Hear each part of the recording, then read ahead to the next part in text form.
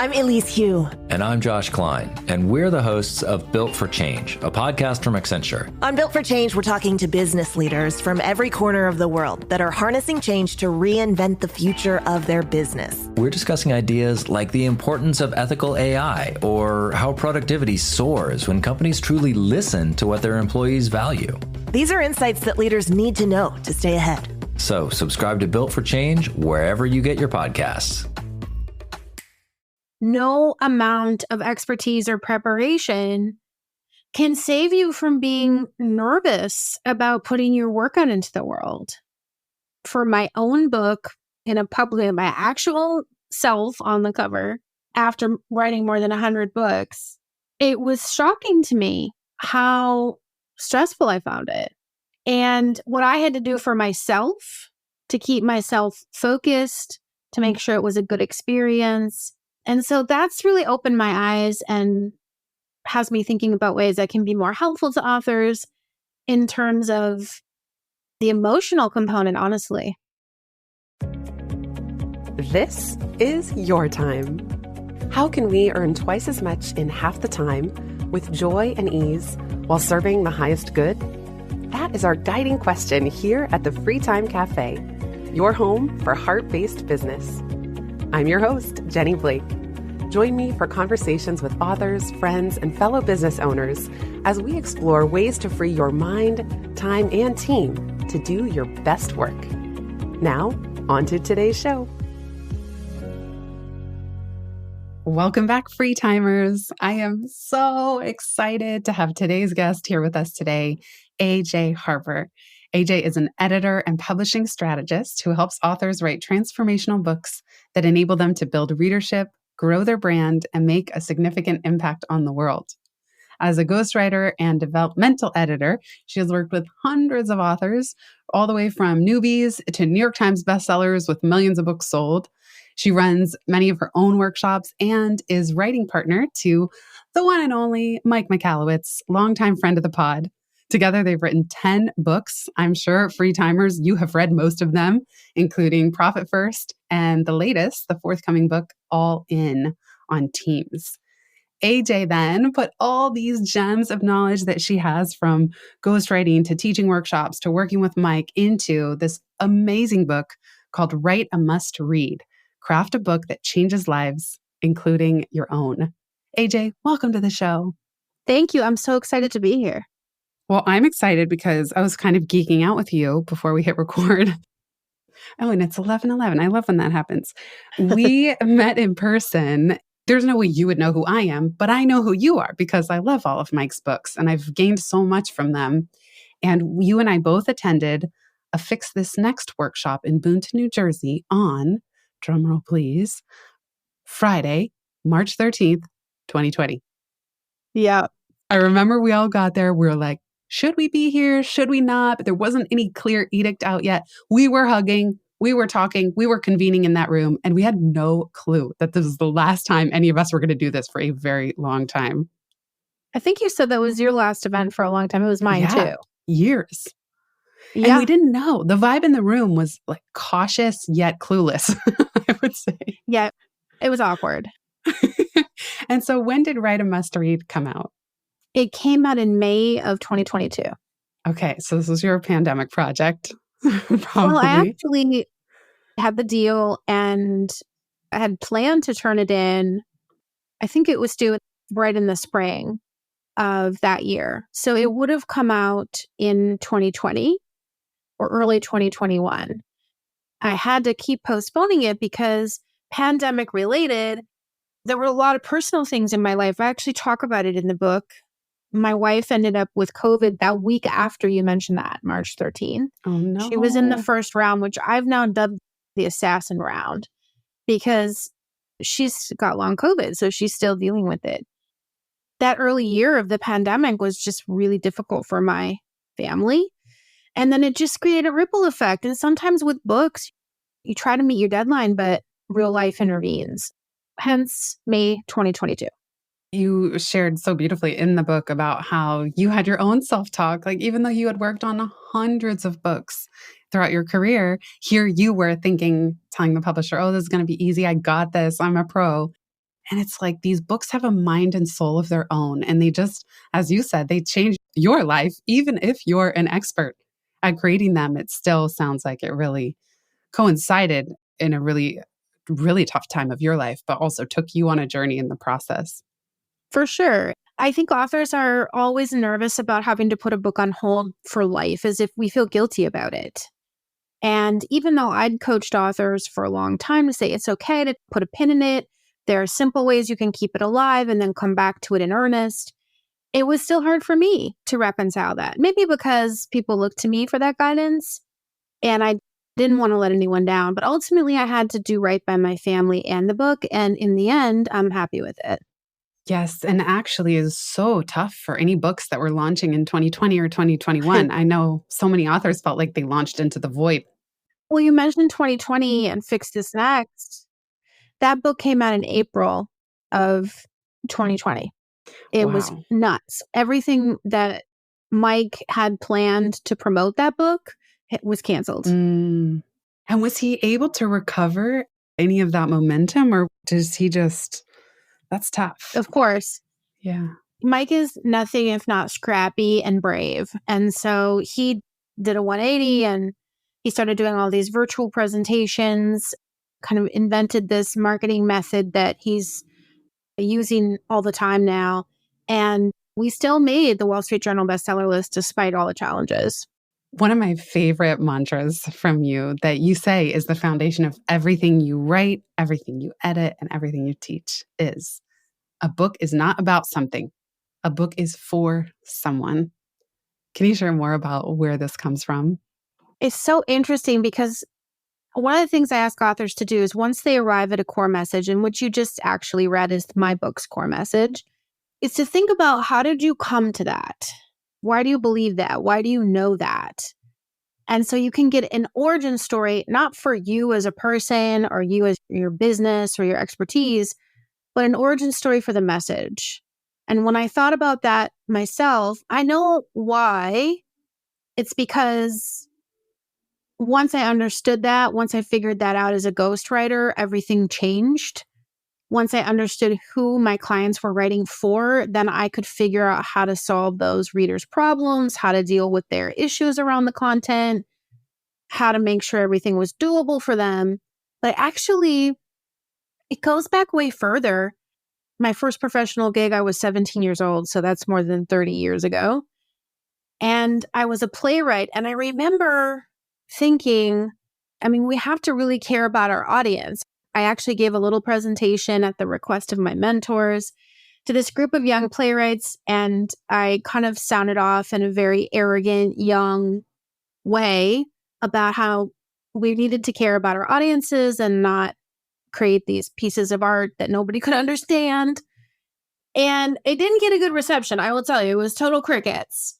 But it was actually what I believe, that we have to care about our audiences, no matter if it's somebody we're speaking to, creating some sort of art, or it's a book that teaches people how to do stuff. And it's true that even authors, they might have a faint semblance that it's for someone, but it's not their driving raison d'etre of the whole project. You've described in your time as a ghostwriter, which you've mostly sunset beyond working with Mike, who's very public and collaborative in terms of the work you do together. But all these people, thought leaders, our favorite, all these thought leaders who would come to you and want a better business card. And it's like, oh, I have something to say. I'm an expert. I want to share my expertise. I want to build my business, build my IP. It's like, that's about me, me, me. It's not this picture of the reader. And as you say, the promise that you're making to them. And so that sounds like a huge shift, that a big aha that you had, but also driven by having so many people come to you with something that's like not quite right. Like it's very hard to write a book that connects if it's about a topic and not for a person. And you just put that so clearly. Thank you. The funny thing is, all that stuff you want, raising your profile and becoming a speaker, or increasing your speaking fees, or getting more clients, or elevating your status, or selling programs, all that stuff that you want because you want a better business card, you actually get more of it when you shift away from that thinking. So it's not that I think that's that there's something bad in wanting that. There isn't. It's just if that's your driving force, everything's harder. I've always been fascinated by the role of ghostwriter, probably because I've written 3 books myself now. I know how much work goes in. I know that it's years of my life. And I've always been so curious. And now on the podcast, I've had several different conversations and I've come to see the different perspectives of people who've worked in this role previously. And a lot of them say, I don't want my name on the cover. But I still can't get over, did you ever find it weird when you've worked as a writing partner, or you've essentially ghostwritten a book, and then you see it hitting the charts and it becomes a bestseller and the person might be on stage, like, or people are thanking them and they're taking all the credit. Like, I don't know, something about that would bother me.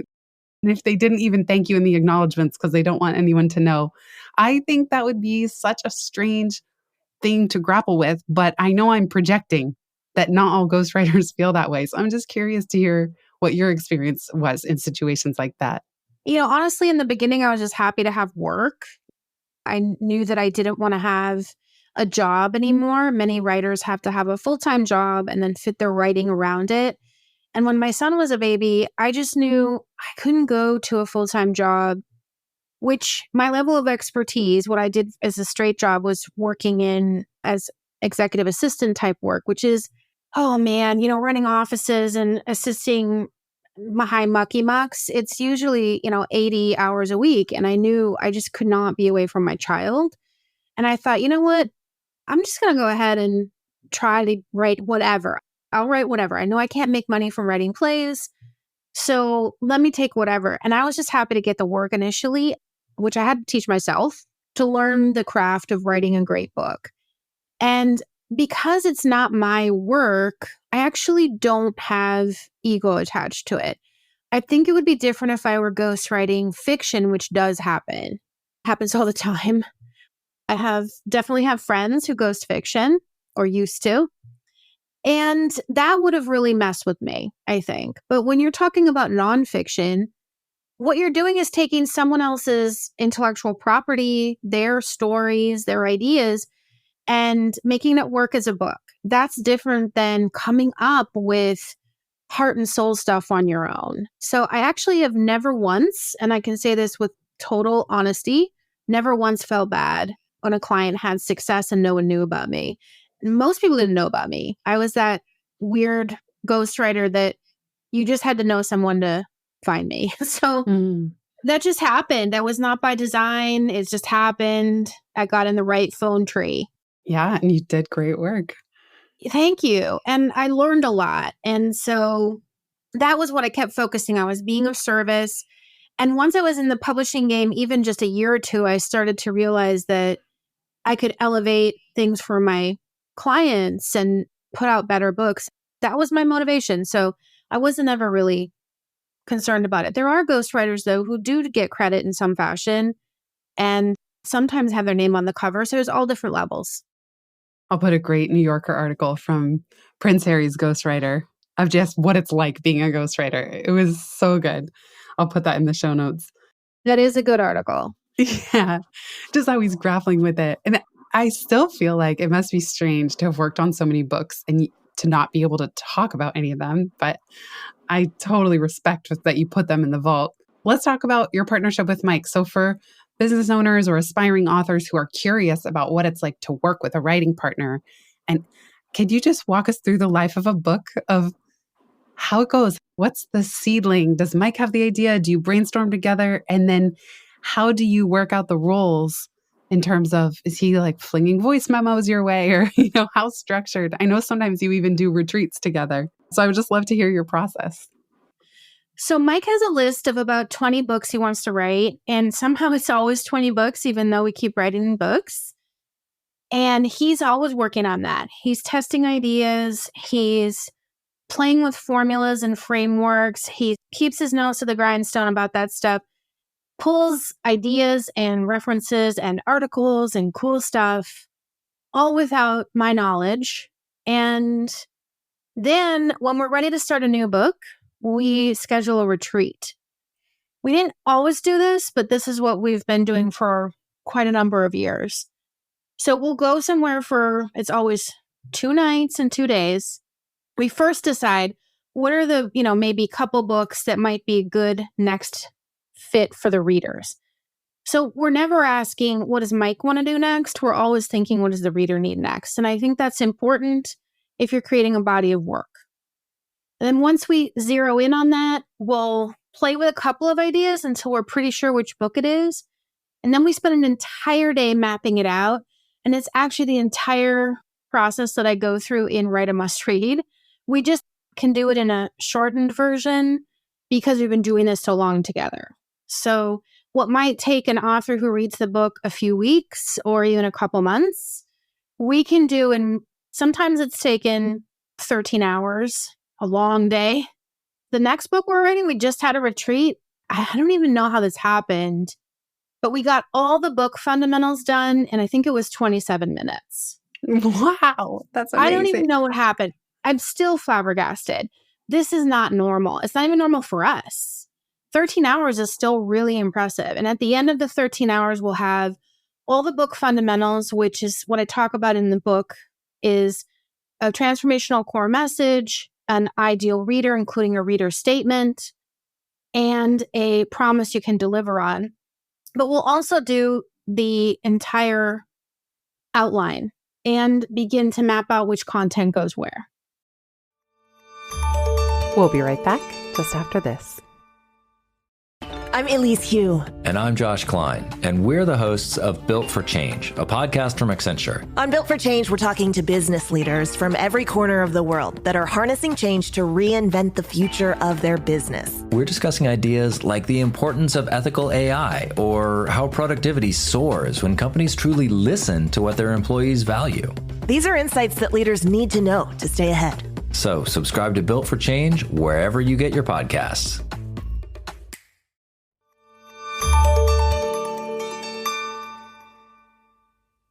If you had to unpack that breakthrough in record speed, I mean, obviously by now and 10 books, you have a mind meld going on. Is there anything else that either of you did differently coming into that enabled that to go so quickly? I mean, I think it was just odd. It won't happen again. It won't, because it just aligned. It's just one of those magic moments. And we might actually say down the road, oh, that's actually was a fluke, because as of right now, we're just starting that book, right? So maybe we'll change those things. And that's all okay if it's for the good of the book and the good of the reader. I cannot break down why that happened. I think it's just, yes, years and years of working together, but honestly, it was just some sort of magic day. Cannot be duplicated. That is a good segue into, not only are you the queen of Hallmark Christmas movies, as am I. My grandma and I love watching them together. What? You do? Yes. They're amazing. Do you watch Christmas in July as well? I just read Book Lovers, which was the first book, like beach read. I let myself read it a long time. And it turns the Christmas movie premise on its head in that book by Emily Henry. And that was very delightful. So it was like kind of my equivalent. Got it. Well, we're going to have to start texting each other, because I have a group of people I text with about Hallmark Christmas movies, and you would be surprised who they are. People are always surprised that I think they don't understand how great Hallmark Christmas movies really are. But I think they also have a wrong view of how women are represented on Hallmark. And to me, it's the great feminist movie channel. They will never say that. That's what they do.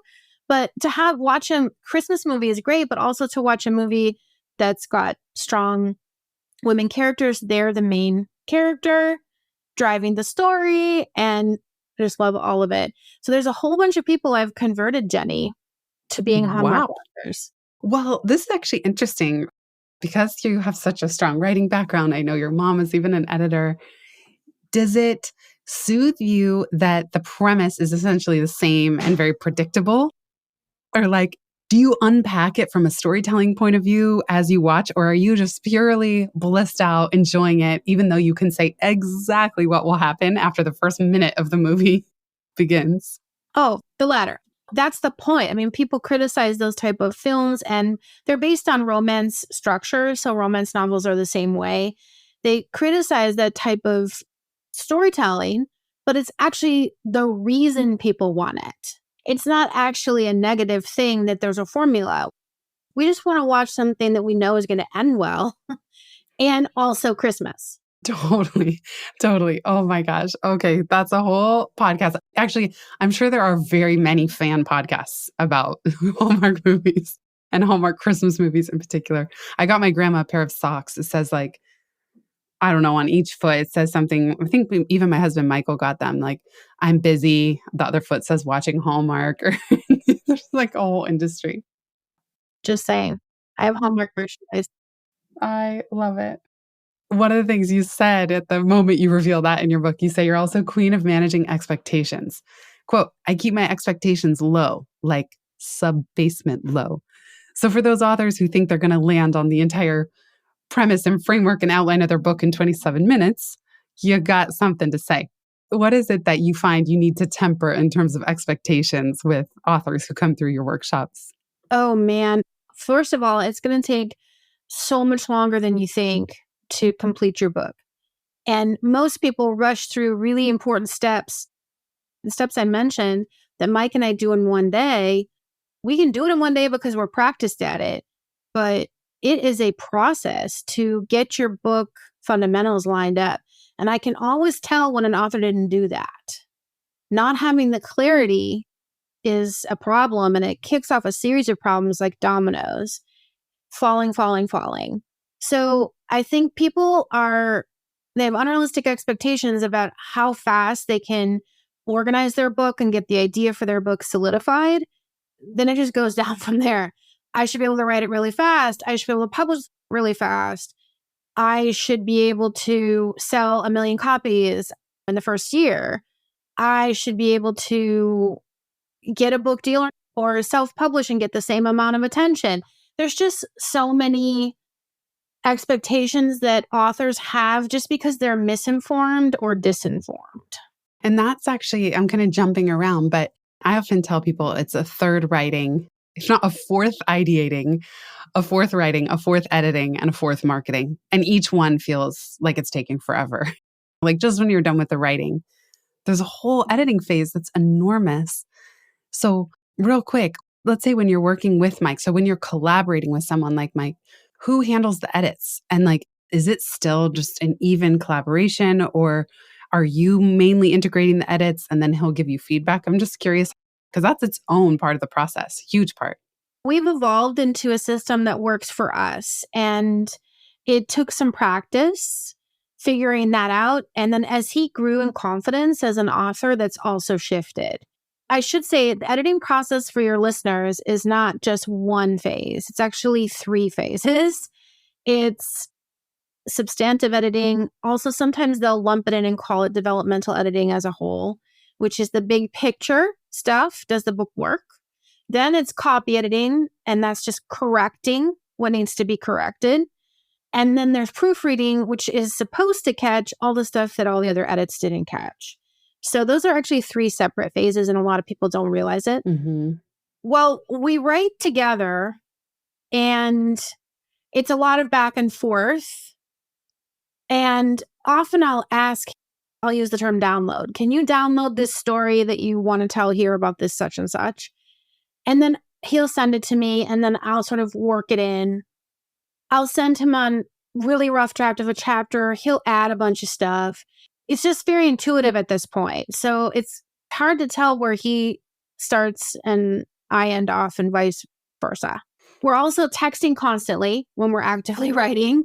We have weekly check-ins, and we keep a Google Doc with a very expanded outline that we both have access to.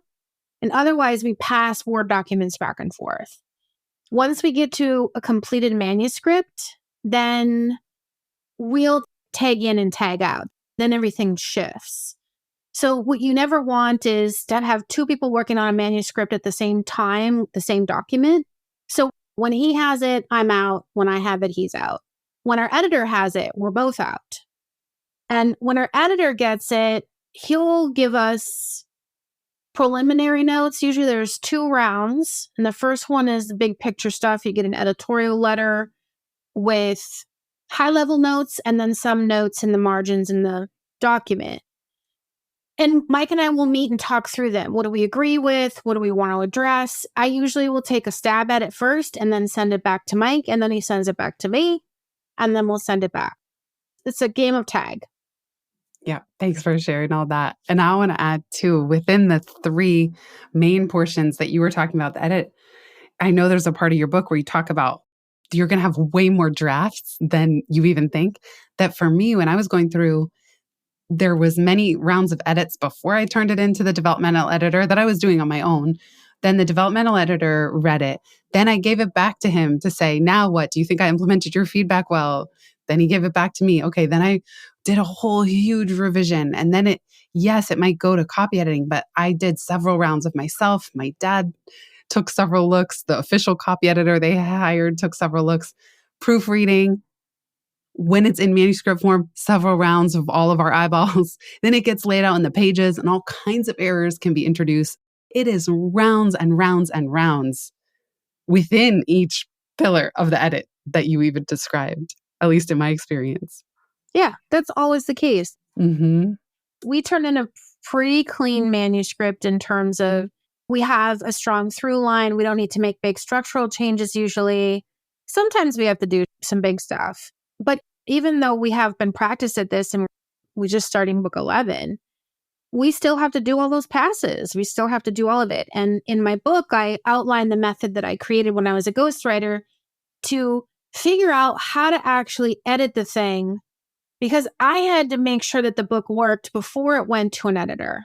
So I had to come up with a system for figuring that out.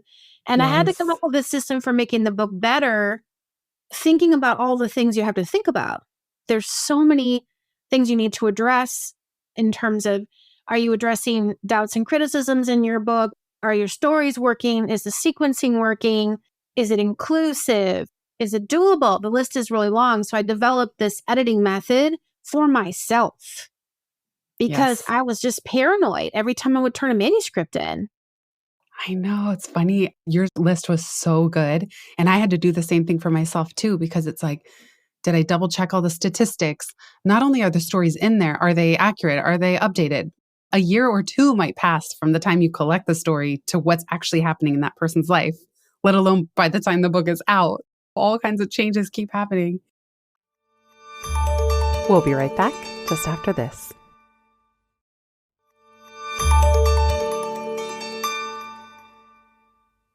You have some good pet peeves that you share as well. And one of them that made me laugh is your comment about conclusions, especially for nonfiction authors. It tends to end on some really cheesy, like, you can do it cliche.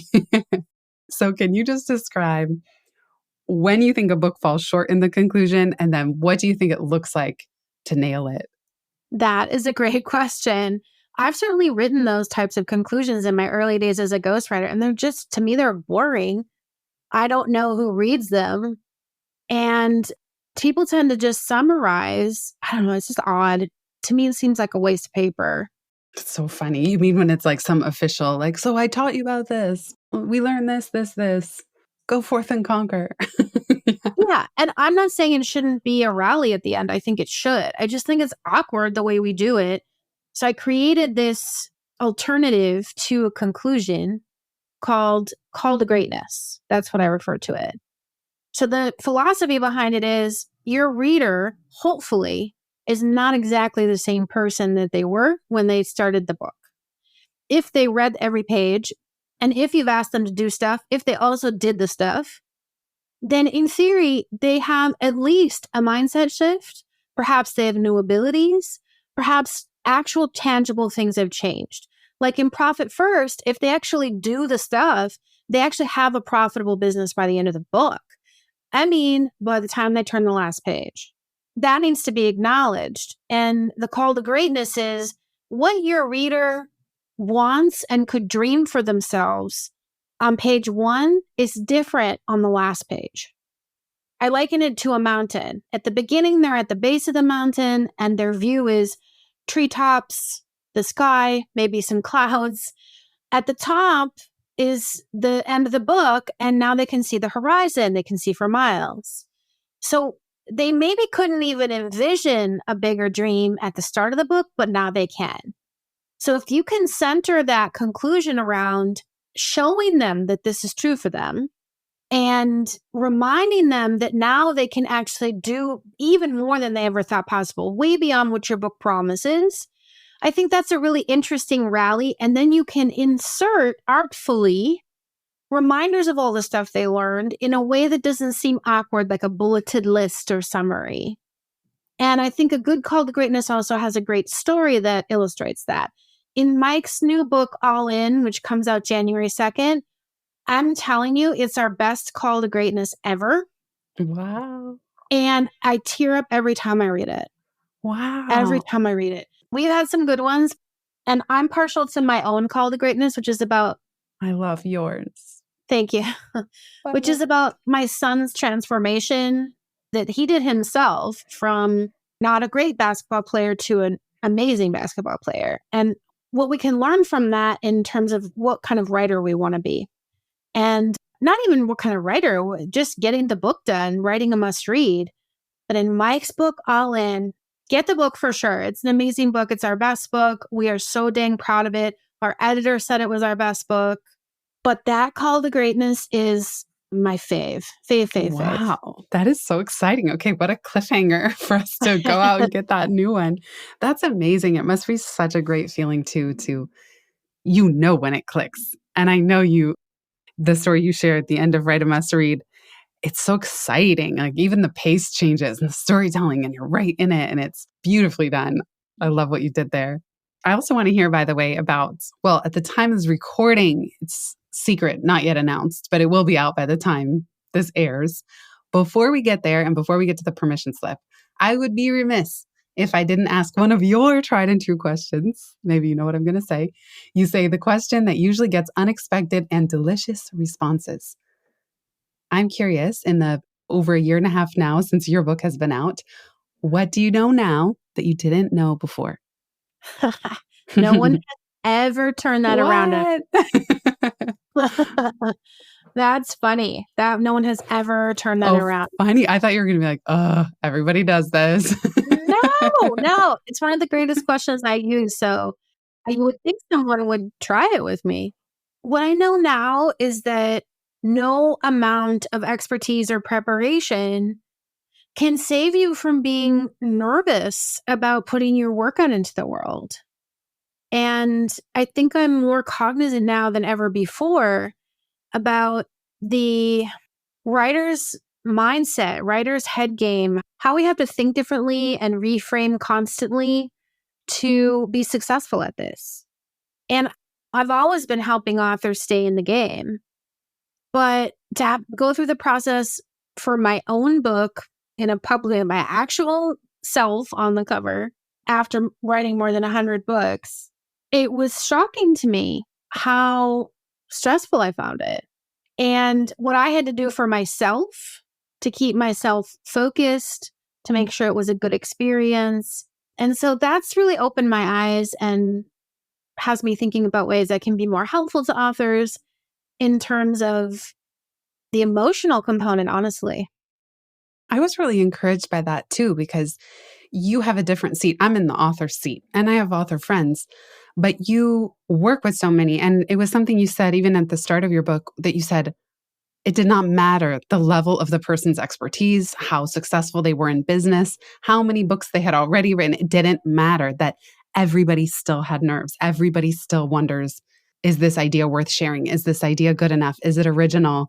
Am I enough? Like the whole cycle of those questions. And it sounds like not only did you experience that, even with your background, that it sounds like pretty much every author you've worked with has had that too, no matter their age, stage, business, bank account balance.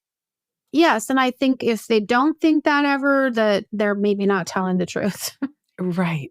Maybe they don't realize that's what they're thinking. Maybe it shows up in different ways, but that's just comes from putting something new out into the world, creating something from nothing. That's going to be a place of discomfort, whatever level. Maybe it doesn't feel like insecurity to some people, but there's always discomfort when you throw something out into the world for public consumption. So speaking of which, you have programs like your top 3 book workshop, the must-read editing workshop. I'm going to put those in the show notes. Speaking of launching secret things and putting it out into the world, I don't even know what it is. I said before we hit record that I wanted to be surprised. So share with us, what's the latest, greatest? I mentioned it to you because, I started reading your book, Free Time, and I took the quiz, by the way.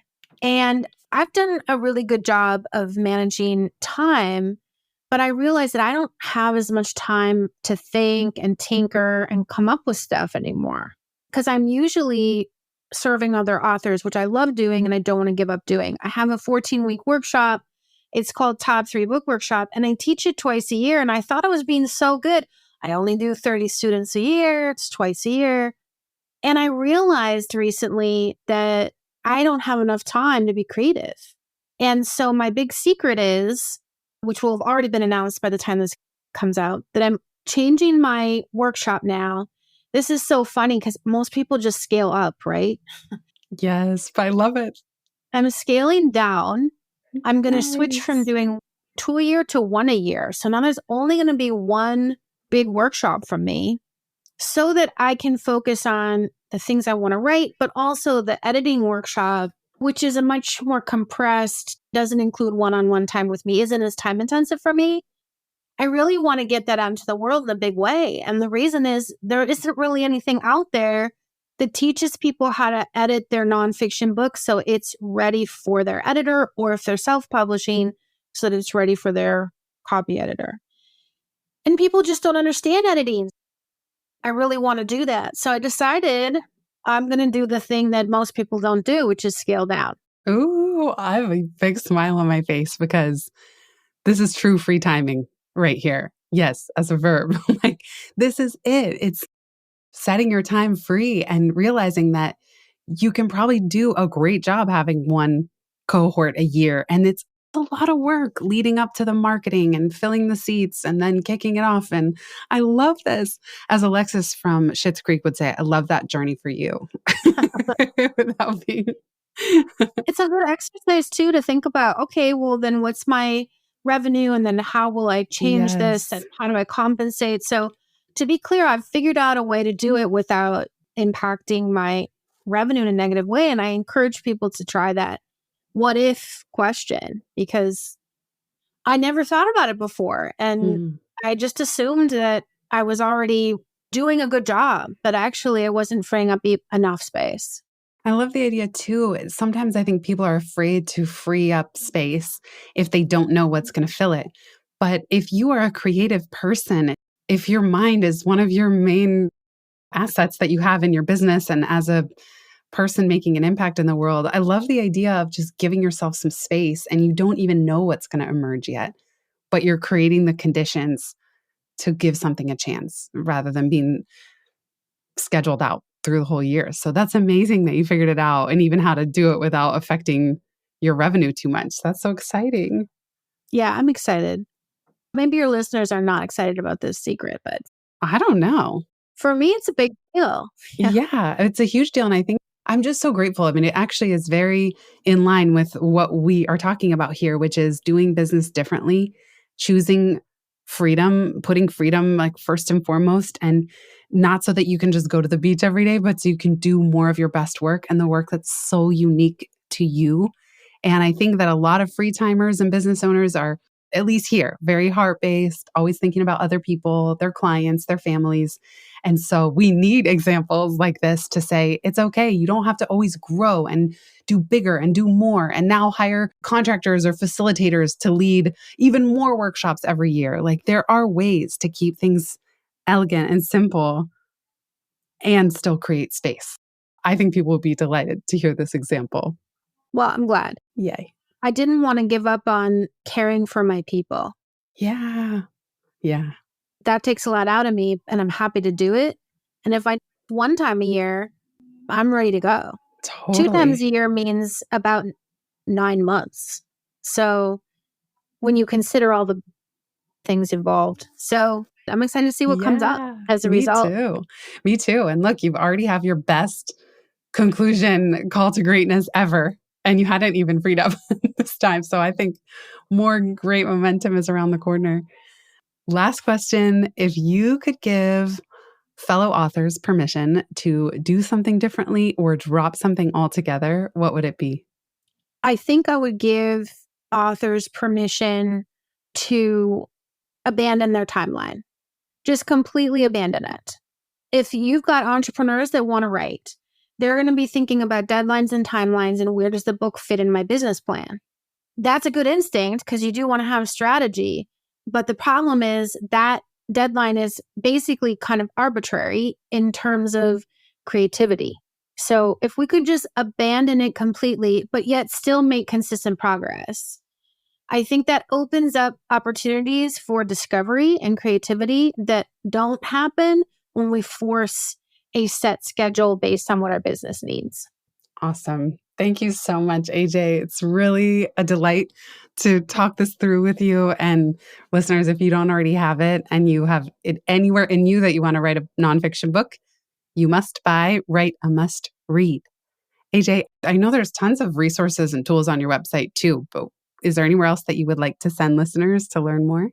Yeah, writeamustread.com has tons of free resources and deleted content. And then ajharper.com is where you can find out about workshop. Cool. I'll put all those in the show notes, including my frivolous beach read. And we should put AJ's favorite Christmas Hallmark movie. You'll have to tell me that. You'll have to report back. Oh my goodness. Well, thank you so much for your time, AJ. What a treat. And thank you for all the brilliant work that you're putting out into the world. Thank you, Jenny. If you've listened this far, you get a gold star. Thank you.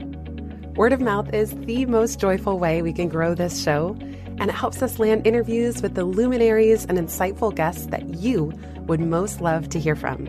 Please send this episode to a friend who might find it helpful. And for show notes and related links from this episode, visit itsfreetime.com. While you're there, make sure you're subscribed to the Time Well Spent newsletter. You'll get instant access to my tech toolkit, a continually updated list of all the software I use, along with the total monthly spend to run my business, where no one works full-time, even me. Visit itsfreetime.com/join. Remember, you are running the show. It's time for radical reimagining, and everything is up for grabs. Let it be easy, let it be fun, and build with love.